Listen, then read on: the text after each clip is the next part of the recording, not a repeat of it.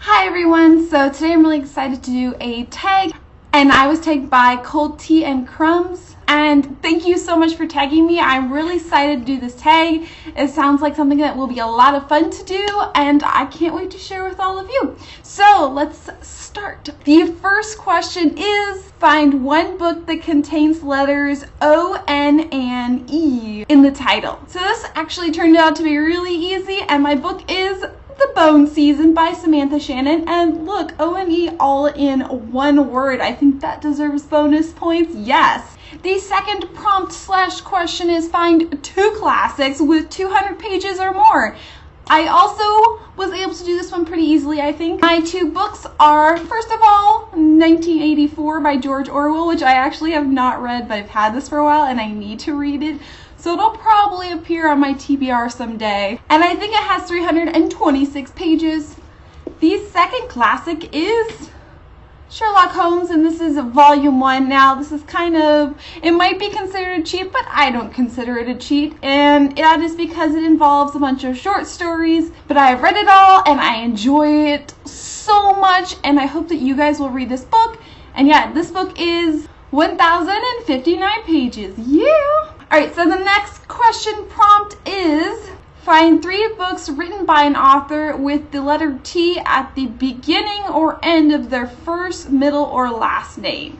And my 3 books for this are Obsidian by Jennifer L. Armentrout, and there's the T. A Series of Unfortunate Events, Bad Beginning by Lemony Snicket, and Snicket obviously ends with a T too. And finally, Ready Player One by Ernest Cline, and Ernest ends with a T. Yay!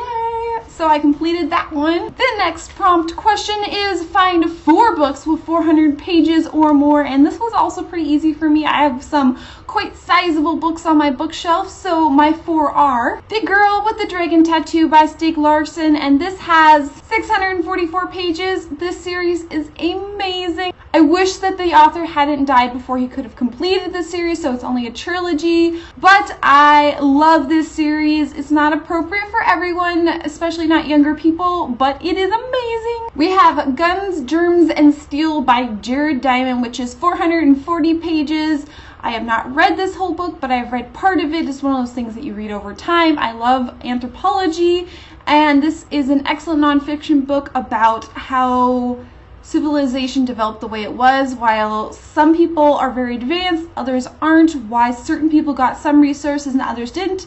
It is awesome. I have The Thinking Woman's Guide to Real Magic by Emily Croy Barker, and this is 563 pages, and I have not read this yet, but it's on my TBR. Next, we have The Wise Man's Fear by Patrick Rothfuss. And this is the second book. The first book is The Name of the Wind, which I read, which was also quite large. This series is amazing, but it is really, really, really long. And this book, it's exactly 1,000 pages. Hopefully someday I will finish reading it. I've only read a little bit of it, but it's still awesome. Finally, the last prompt is to find 5 books with F anywhere in the title. My first book is The Fabric, there's the F, of the Cosmos by Brian Greene. This book is all about space-time and the texture of reality, kind of to do with quantum mechanics and just some really cool physics and science. I have read part of it, this much of it, a long time ago. I hope to start over again to read it someday. I just find this sort of thing really fascinating. Next, we have The Girl of Fire and Thorns by Ray Carson, and I read this book a little while back. It's excellent. I see it going around the booktube community. After that, we have Across the Nightingale Floor, there's the floor, by Leon Hearn, and this book is about a guy who lives, I believe, in Japan. It has to do with kind of samurais, I think. I read most, or that's how much I've read. And this boy, his village gets basically massacred, and he goes and then trains and stuff happens, and it's really cool.